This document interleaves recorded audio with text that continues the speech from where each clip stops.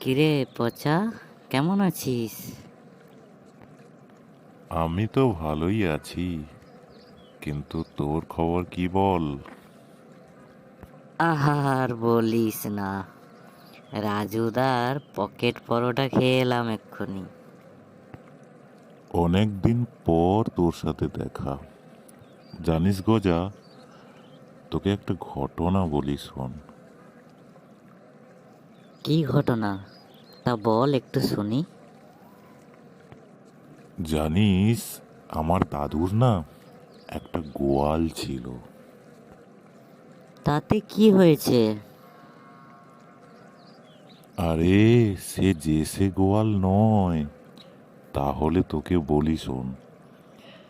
এত বড় গোয়াল ছিল যে তার একদিক দিয়ে যদি কোনো বাছুর ঢোকে, অপর দিকে যেতে বুড়ো গরু হয়ে যেত।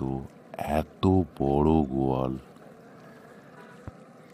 বলিস কি রে, এত বড় গোয়াল যে তার একদিক দিয়ে বাছুর ঢুকলে অন্যদিকে যেতে বুড়ো গরু হয়ে যেত? তাহলে আর বলছি কি।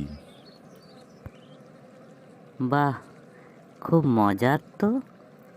তোর কথা শুনতে শুনতে আমারও একটা ছোটবেলার কাহিনী মনে পড়ে গেল। তাই নাকি? তাহলে তাড়াতাড়ি বলে ফেল, শুনি। জানিস পচা, আমার দাদুরও না একটা বাঁশ ছিল।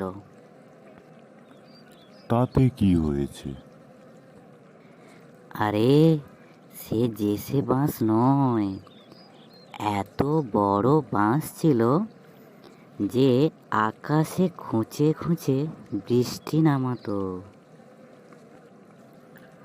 বলিস কি রে, এত বড় বাঁশ যে আকাশে খুঁজে খুঁজে বৃষ্টি নামাতো? তা তা তোর সেই দাদুর বাঁশটি থাকতো কোথায়? কেন, তোর দাদুর গোয়ালে?